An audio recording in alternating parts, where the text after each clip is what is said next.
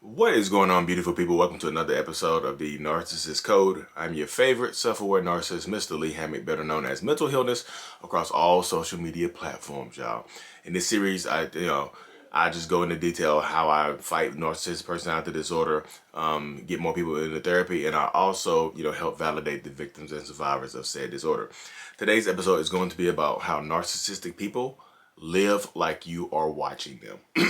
Live like the whole world is against us. A lot of narcissistic people, a lot of narcissists come with being paranoia and things like that. Always feeling like the world is watching us, like the world is out to get us, and the world is attempting to hold us back. If y'all notice, I'm not filming in my room right now, in my studio. I had to film in my son's room right now because got kids over early this morning.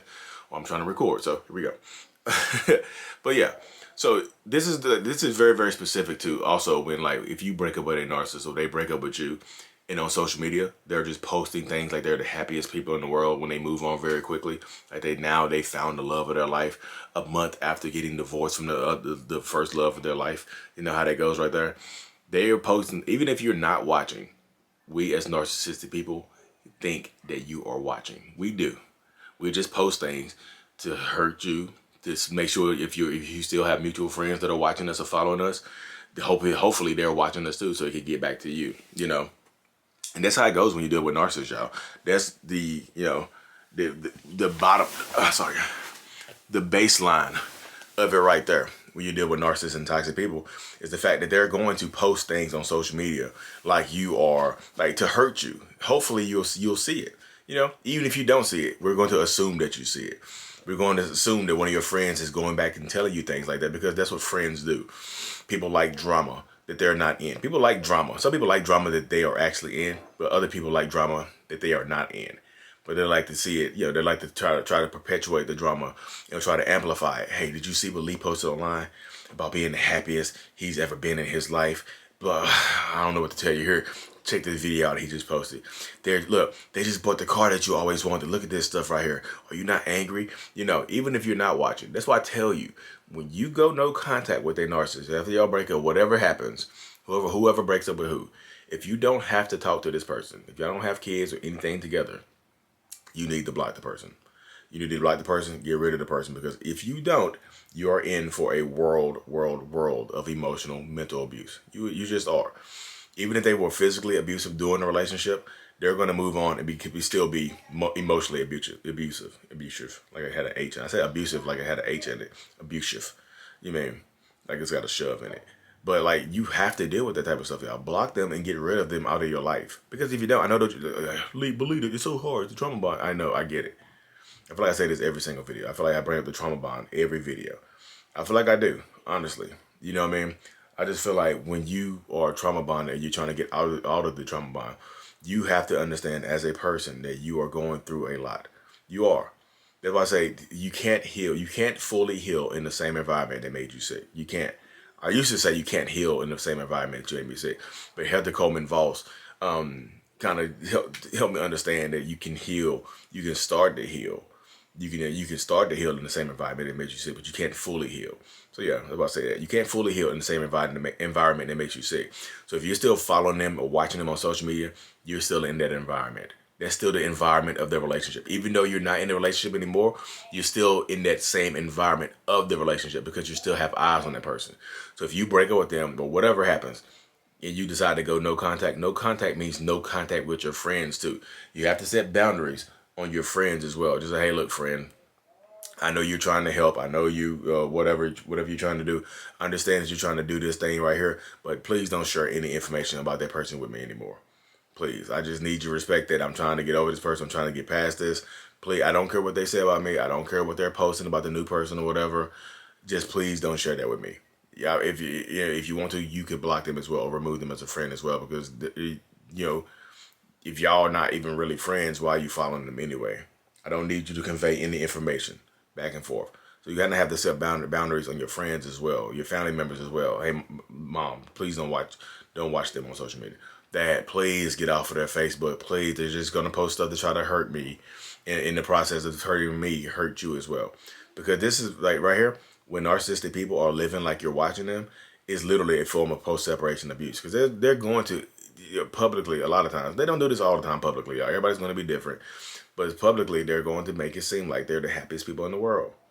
They are. They're going to post things like they're just happy-go-lucky. Like a weight has been lifted off of them because you were holding them back from doing anything that they wanted to do, right? You are the problem in their life, right? They're going to make it seem like you were the problem. If you keep watching that stuff, you're going to feel like you were the problem. You're going to feel like the main problem was you. Maybe what's going on with me? What was wrong with me? They give it a new person everything that I wanted. Like, why didn't I deserve that? Why can't they just give it to me? Why can't they just make me happy? Because they knew you wanted it. Narcissistic people have abandonment issues, y'all, and they feel like if they give you everything that you want, you'll leave them. You won't need them anymore. I gave them everything that they wanted, and now they don't need me anymore, so they're going to leave me. Breadcrumbing, they give you little bits and pieces of it. Whereas at the beginning of the relationship, they're trying to give you all of it. They're trying to give you all of everything. They're trying to give you literally all of everything, all of it. They're trying to pile it up on you, pile it down on you, everything like that. They're literally trying to give it up on you. They're literally trying to pile it up on you. So, they pile it up in the beginning so they can live off of that for the duration of the relationship. It's like it gets worse at the end. It's like putting a big pile of food, like a big truck. It's like backing up a big truck of food. And y'all just eating off the truck of food, for the entire relationship. But nobody the narcissist never replenishes the truck. They never go grocery shopping. So eventually, all the food on the truck is going to be gone. That food is representative of the love in the relationship, the affection in the relationship, the intimacy in the relationship. So if the narcissist doesn't restock that truck, where's it going to come from? You're going to try to restock it. You end up trying to restock that food, that truck or whatnot. You know what I mean? So a lot of times you end up hurting yourself or doing things for yourself and doing away with your life. It's a wild, wild ride, y'all. It really, really is. If I say, like me as a narcissist, like, if I get broken up with, like, so me, I'm a little different. I like to I'm a reverse Hoover type person. I go silent on social media. I don't want you to know what I'm doing. I like to make the world curious as to what I'm doing. This is previous, y'all. This is pre-diagnosis, pre-whatever. I know how I am. I go silent. I don't try. I used to, I might post a status here and there, but you never know how I'm living my life. I'm always posting ambitious statuses. None of my statuses are going to change. It's going to seem like I'm living life just the way I've been living. Like nothing changed. Like they don't even post about what do they have going on? Maybe they really are working on themselves. I like to be. I'm ominous, y'all. I like to be that kind of hidden and things like that. I like to make you wonder. But a lot of other narcissistic people will just post on social media, Snapchat, whatever.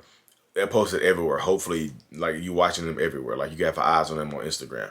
Like you have eyes on them on Facebook or TikTok or whatever. Or even Tinder or Bumble or something like that. They'll put recent heartbreak in their Bumble profile or something like that. Looking for the love of my life after the old love of my life left me or whatever. Took me for everything I was worth and just dipped out on me and things like that. So you come across that a lot when you're dealing with toxic narcissistic people, where they will actually blame you and put you through it. I'm just telling you, y'all. They're gonna say when you finish with a narcissistic relationship, when it's over and done with, when the discard phase happens, you have to be the one to disconnect from them. That's it right there. You have to be the one to disconnect from them. You just have to. Because sometimes you have to do that. But sometimes, y'all, I know I keep saying sometimes the narcissist will go ahead and block you first. So you can't see them. So it creates that want. So now you want to see them. They blocked you first. So now you want to see them. So now sometimes you have your friends watching them and things like that.